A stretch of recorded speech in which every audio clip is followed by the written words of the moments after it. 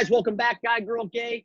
This week, one of my favorite films of all time, possibly, in my opinion, one of the greatest sports movies of all time.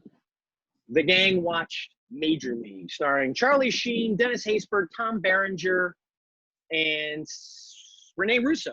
There we go. All right. Which, by the way, was her first film. I Googled it. Yes, it was her first film. Yeah. That's right. Who wants to go first? I'll go. Since I lost my notes, I only have a few things. You know what I was thinking the whole time is that I expected a lot of things to not hold up or be politically correct in the way that we discussed with Old School, and I didn't catch a lot of that. There weren't things in there that stood out to me where I was like, oh, you couldn't do that today. I was surprised by stuff with Dennis Haysbert. Yeah, him playing the Cuban guy. Yes. Yeah. That was a little off. But, and I didn't realize that was the State Farm guy. Yeah. See, Jobu. So, I think that was the only thing, but nobody was making fun really or calling him inappropriate, like anything that seemed extreme to me. So I really liked that. I was like, this movie holds up well. And my only thought that I remember from my notes is when they put the glasses on Charlie Sheen and everyone's going wild, I thought this is the reverse of a makeover movie for a chick flick, where they always take the glasses off the girl and she becomes hot. And in this, they put the glasses on him and he gets kind of hot. And it was the first time I ever kind of thought Charlie Sheen was a little sexy. Who's Wild Thing? Are you a sports fan, Em? Are you a baseball fan? No, but I know baseball because I played softball as a kid briefly, and I was a AAA professional baseball mascot for one summer during college. No shit. Yeah. I thought AAA is who comes to fix my flat tire. Yes, and they play in the also the minor league. I was the Buffalo Bison's mascot for one summer. Shit. Yeah, so I have some experience with baseball. See the resemblance. Yeah. Well, the reason I ask is because people who are baseball fans really love this movie. And then people who might not be a baseball fan or a casual baseball fan, I've found also really love this movie because it's more than just about the baseball. Overall, I enjoyed the movie. I would watch it again. I would recommend it to people. There is a love story, but I thought that the characters and the players' personalities were kind of the most fun, how they were interacting with each other. It was an enjoyable movie. I saw this movie probably when it came out, and I took my kids to see it, and and they both live for baseball. We were talking before, Yankee fans or whatever, and I liked it.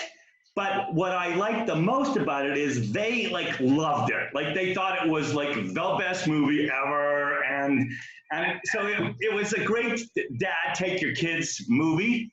And so watching it now, what feels like 100 years later, I have to say it was like a feel-good movie to me because I remembered it, and I remembered it through their eyes, blah, blah, blah. Okay. So I thought it was a treat to see Corbin Burnson with hair again. It's been a while.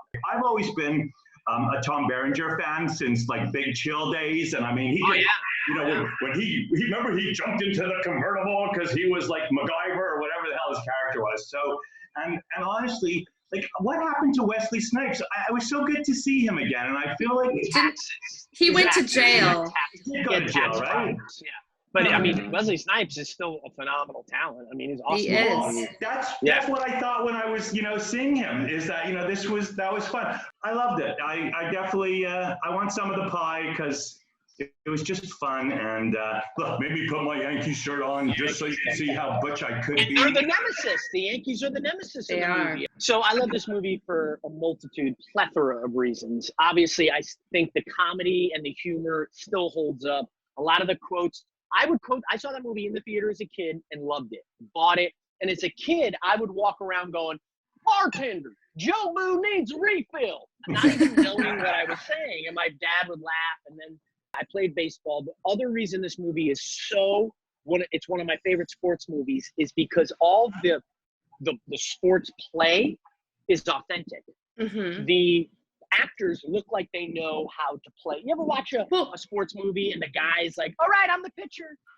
Yeah, but Charlie Sheen was trying to be a professional baseball player before he was an actor, if I remember correctly. He was, and his motion, his pitching motion, everything was excellent. But they used some trickery to make it look like the ball was coming faster with him, and they moved the mound closer for Charlie Sheen, so it looks like the ball's flying in there. Whereas a Major League Baseball mound is 86 feet, 80 feet. They moved it like 20 feet closer so that it looked as if he was really like zipping movie it in. magic. Right. Of course. But it wasn't like CGI. He's really doing it. Those are all, Dennis Haysbert's got a sweet swing. Everything. Wesley Snipes was obviously very athletic. The music's great. You get like, you're like, yeah, it's a great 90s feel-good movie with a happy ending. The guy, any movie that's got that guy singing the Mr. Belvedere guy, you know, murder. I like those movies. So I know I'm going off on a tangent. I'm just so happy you guys enjoyed this. It's an underdog outcast story. They're all outcasts. They've been cast aside because they weren't good enough. They weren't whatever. Let's do it. All right, you guys, I'll take whatever's left over because this was my pick. I think there's a love story that's charming, so I have to take something for that. I don't know if I need do I need a whole quarter though? I'll take. It's up to you. I'll take a quarter. Okay. I think girls can enjoy this movie, even if they're not sports fans. You got a love story. There's a guy you're gonna think is cute. They're all funny, and by the end, I was kind of like, you guys can do this. You know, I was. Right. I'll admit it. When Tom Berenger points, right? When he points and then he bunts. Oh, man, that's great. That's great writing. Yeah.